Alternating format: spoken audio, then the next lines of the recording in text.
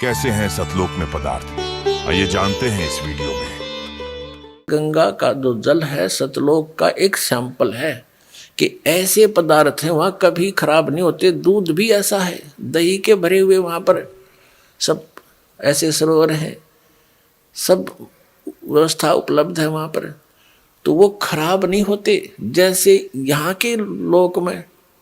और सब पदार्थ नाश हो जाते हैं, वो खराब हो जाते हैं। गंगा जल खराब नहीं होता। ये सतलोक से आया हुआ एक सैंपल है आपके लिए कि ऐसे पदार्थ हैं वहाँ पर जहाँ आपको वापस जाना है, जहाँ से आप आए हो।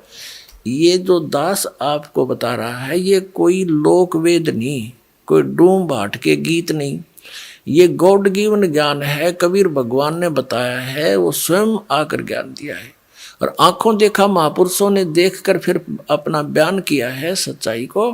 वो ही आपके रूबरू दास कर रहा है।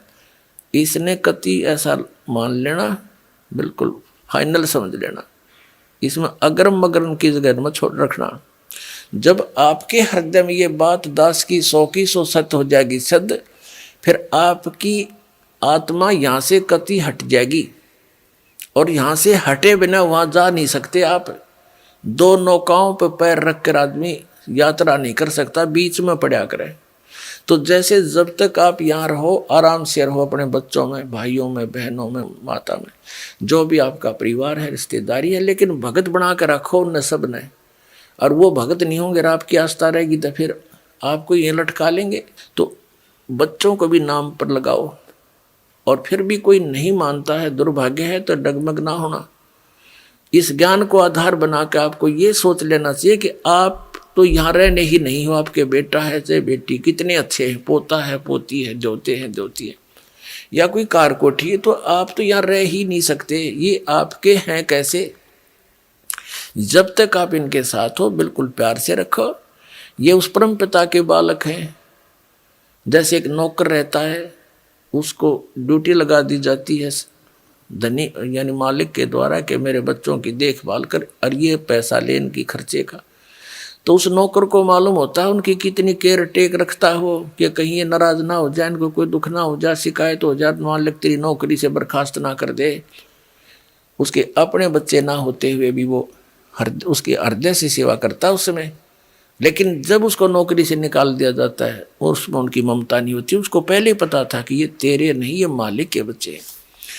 ये आपकी जो भूल कद मिटेगी वो तो समय आप बताएगा, लेकिन ये मिटानी पड़ेगी आपने। ये बच्चे आपके नहीं हैं, ये शरीर आपका नहीं है। कहते काया तेरी है नहीं, ये माया कहाँ से हो? और हम यहाँ अपना जीवन नाश करते हैं, चोरी करके, डाके मार के, रिश्वत ले करके। आप देखते हो मंत्री लोगों का भी इतिहास सुनते हो, और जजों के बारे में भी सुनते हो, IAS IPS के बारे में, और बहुत से इंजीनियरों के बारे में, डॉक्टरों के बारे में रिश्वत लेते हैं। धिक्कार है उनके जीवन को, उनको ज्ञान नहीं है, इसलिए विष खा रहे हैं। जब ये ज्ञान होगा जहर दिखाई देगा आपको। परमात्मा ने बताया कि तुमने उस दरगाह का मैल नहीं देखा और धर्मराज के तिल तिल का लेखा। तुमने वो स्थान देखा को ना जहाँ काउंट होता है, वहाँ छुपा नहीं सकते, वहाँ गवाह की आवश्यकता नहीं है। आप जो भी कर्म करते हो आपके अंतःकरण में वो फिल्म की तरह गुप्त चित्र अंदर अंकित होते हैं, और इसकी एक कॉपी धर्मराज के दरबार में ऑटोमेटिक डेली चली जाती है। जब आप वहाँ जाओगे आपकी आरडिक्स वहाँ तैयार पाओगी और ला के कंप्यूटर में, और आपको खड़ा कर देंगे सामने, अब देख तेरे कुक्रम और सुक्रम।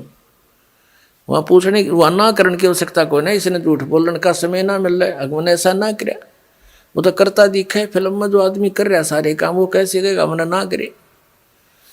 नीची गर्दन कर लेता है।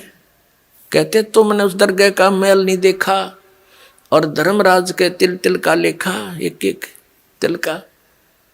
चिट्टी पायल बाजे पैर, साहेब सुनता है सब लहर। यदि हम सोच भी गलत करते हैं किसी के बारे में, वो भी अंकित होती है। हम सोच भी अच्छी बनाते हैं, भला करने की ना कर सकते हैं, दान करने की सोच करते हैं, नहीं कर पाते हैं, उसकी भी राहत आपको मिलती है, वो भी गुड अकाउंट में होता है।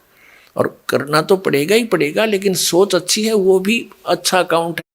और सोच बुरी रखते हो, किसी के बुरा करना चाहते हो, तो वह भी लिखी पाओगे आपकी।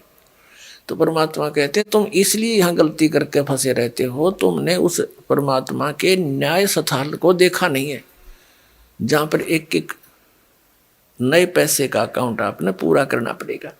जो किसी का बुरा किया है, किसी का लिया है, दिया है, वह पूरा करना पड़ेगा तुमने। तो उसके लिए अब हम आपको एक परंपरा बताते हैं। ये ना समझना कि ये नियम सख्त हैं, ये बहुत आसान नियम बना दिए आपके। किसी से पैसे लेते हो फिर उसका देना पड़ेगा, ये कोई बड़कों का खेल है। जैसे कोई रिश्वत लेता है या किसी और 2 नंबर से बकवाद करके किसी से ठग लेता है, वो पैसे उसने देने पड़ेंगे। इसमें ना किसी और जन्म में वो दामाद बन के ले जाएगा और खुश होकर देने पड़ेंगे और कई गुना हो जाएंगे तब तक। तो सिर में दर्द करने की आवश्यकता नहीं है ये।